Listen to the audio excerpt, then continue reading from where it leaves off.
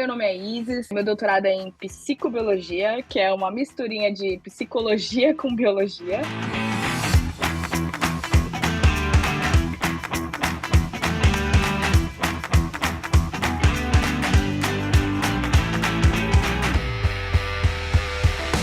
Então, hoje no meu doutorado eu estudo adolescência, né? Eu estudo uma parte específica da adolescência, estudo que a gente chama de funções executivas.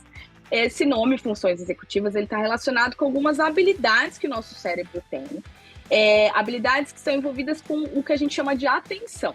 Então, são habilidades que a gente usa todo dia para fazer diversas tarefas, todas as tarefas do nosso dia, para escrever, para ler, para raciocinar, pensar. Então, o cérebro ele usa essas habilidadezinhas para ajudar a gente desempenhar, a gente funcionar no nosso dia a dia. Tá? Então, eu estudo como que essas funções, essas habilidades de atenção, elas estão desenvolvendo no adolescente. Então, à medida que a pessoa sai da idade de criança, vai para adolescente até adulto, então o que está acontecendo durante a adolescência com essas funções? A gente sabe que o cérebro ele muda muito durante a adolescência, então acontece diversas coisas que a puberdade faz acontecer no nosso cérebro. E aí, como que os impactos da puberdade, então dessas mudanças que tem no cérebro, o que isso está fazendo com essas nossas habilidades de atenção, que é exatamente o que eu estudo no doutorado. E mais especificamente, eu estudo essas habilidades em culturas diferentes. Então, qual que é a ideia? Eu estudo isso em adolescentes do Brasil e também adolescentes do Irã. O meu objetivo será que essas mudanças que eu falei que podem estar acontecendo na adolescência, elas estão acontecendo igual no Brasil e no Irã? A cultura é diferente, o país é diferente, língua e diversas outras questões que são diferentes nesses dois países, influenciam o adolescente de forma diferente e, portanto, essas habilidades aí estão diferentes, né? Então, a gente, esse é o principal objetivo da minha pesquisa. E o que a gente viu é que, independente do país que o adolescente está, essas habilidades elas estão desenvolvidas do mesmo jeito.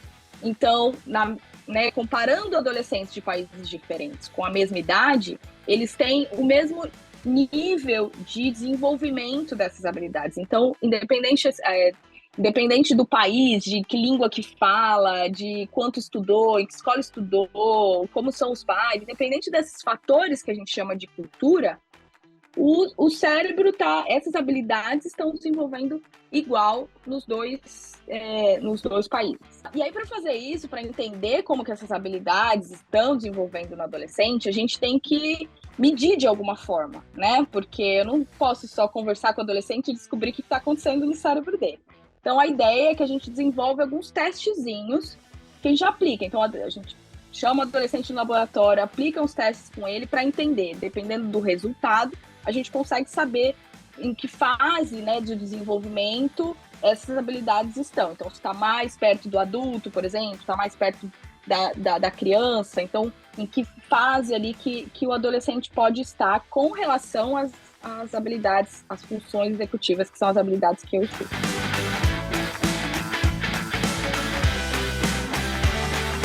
Então, por que é importante estudar o que a cultura está influenciando, né? Por que um adolescente num país é o mesmo no outro país?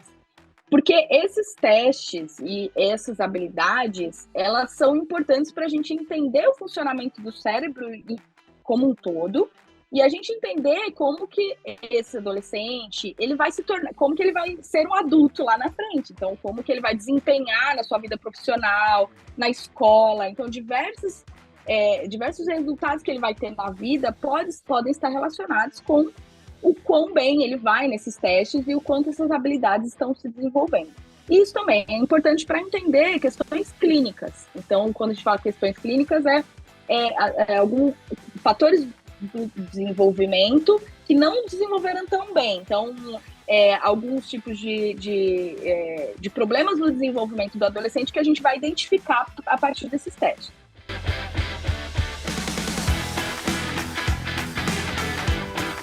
Quando a gente avalia em diferentes culturas, a gente encontra que existe diferença, então, dependendo da cultura, um adolescente vai desempenhar de tal forma e o outro adolescente vai desempenhar de outra forma, a gente precisa adaptar as nossas medidas, ou seja, como a gente vai entender o adolescente, dependendo da cultura, para a cultura que ele está.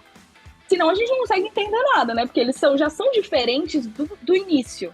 Se eu estou medindo eles do mesmo jeito, eu vou encontrar um resultado diferente sempre, né? Então a ideia é que a gente possa fazer medidas que sejam específicas para o contexto cultural que a gente está. Eles são simples, abertos e adoram conversar com as pessoas. A minha pesquisa é o que a gente chama de ciência básica. Então, o meu foco não é necessariamente entender doenças ou criar medicamentos ou coisas desse tipo. O meu foco é dar informações para quem vai criar medicamentos, para quem vai entender as doenças, para quem vai ajudar a tratar essas doenças. Então, entender como o nosso cérebro funciona é que a gente vai poder entender quando ele não está funcionando tão bem. E aí, quando eu entendo como ele está funcionando nessas diferentes culturas, eu posso entender como aplicar isso para em casos de doença, em casos de problemas de desenvolvimento.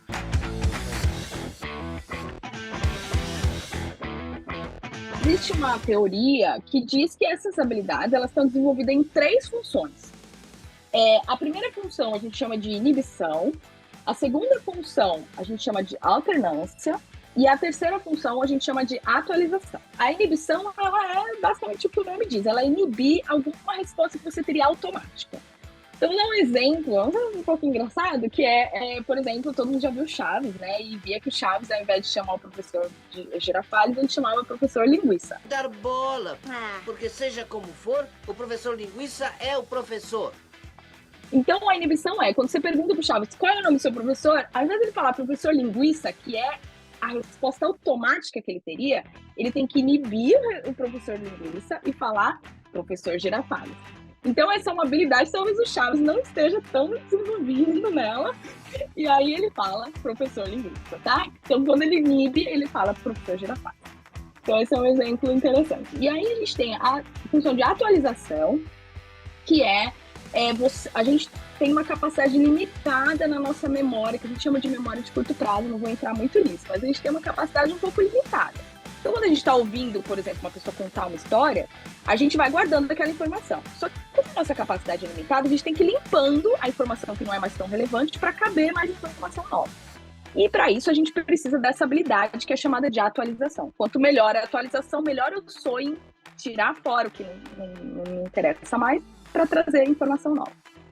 E a habilidade de alternância. A habilidade de alternância, como o nome já diz, é alternar. Então, é a ideia de alternar entre tarefas diferentes. Então, nos testes que a gente usa, por exemplo, às vezes eu vou classificar uma imagem como pelo tamanho, por exemplo, em outro momento eu vou classificar essa imagem pela cor. Então, é a habilidade de alternar entre essas duas regrinhas. Agora eu tenho que falar cor, agora eu tenho que falar tamanho, agora eu tenho que falar cor e assim por diante. Na criança, por exemplo, a gente não consegue diferenciar. Então, quando você aplica esses testes, a gente não vê desenvolvimento. Então, elas usam basicamente uma só função para resolver tudo isso, porque não está ainda diferenciado. Quando a criança vai ficando mais velha, entrando na adolescência, é neste momento que a gente consegue diferenciar essas 3 habilidades uma da outra, tá? E por isso que a gente chama de desenvolvimento das funções, porque à medida que vai envelhecendo, a gente vai conseguindo fazer essas habilidades melhor e elas vão se diferenciando à medida que a idade vai avançando.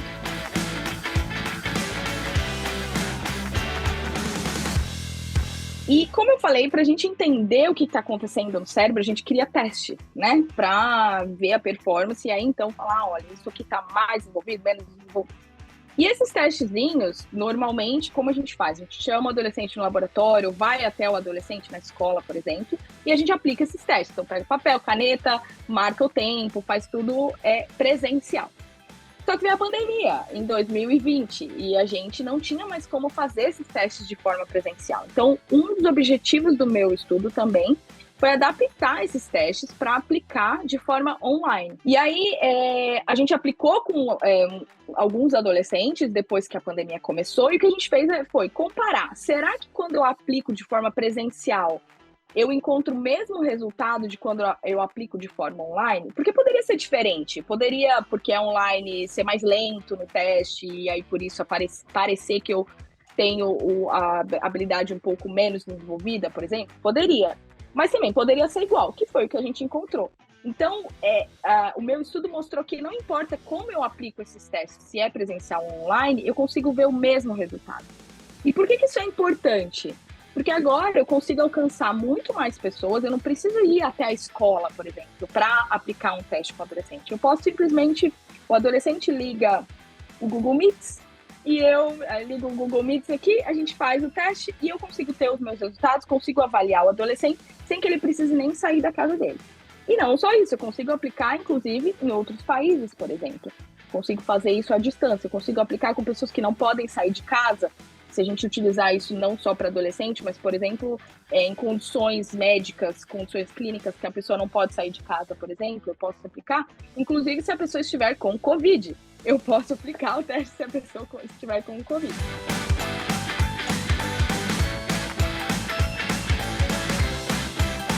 Uma coisa que, tanto no mestrado como no doutorado, as pessoas elas normalmente se subestimam. Então, como eu estudei memória no mestrado, né? Agora eu mudei um pouquinho, mas as pessoas sempre terminam o teste falando: ai, meu Deus, eu sou péssima em memória. Ai, meu Deus, eu sou péssimo de números. E quando você vai ver, a pessoa não é péssima, a pessoa está super bem, entendeu? A pessoa está funcionando como todo mundo funciona e como deveria funcionar. Então, acho que a gente tem, acho que aplicando os testes é interessante que você consegue ver como as pessoas se subestimam ou elas acham que elas não estão sincronizadas com o restante dos adolescentes. Isso acontece muito também, né? Então, de achar que, ai, nossa, eu fui muito mal no teste. Não foi, foi super bem. É assim, a gente erra e é normal errar, os testes são feitos para errar, né? A gente quer que você erre um pouco também, porque não quer que você faça por certo. Eu não sei, talvez ver isso, assim, que a gente se subestima um pouco, a gente subestima a nossa capacidade cognitiva, muitas vezes.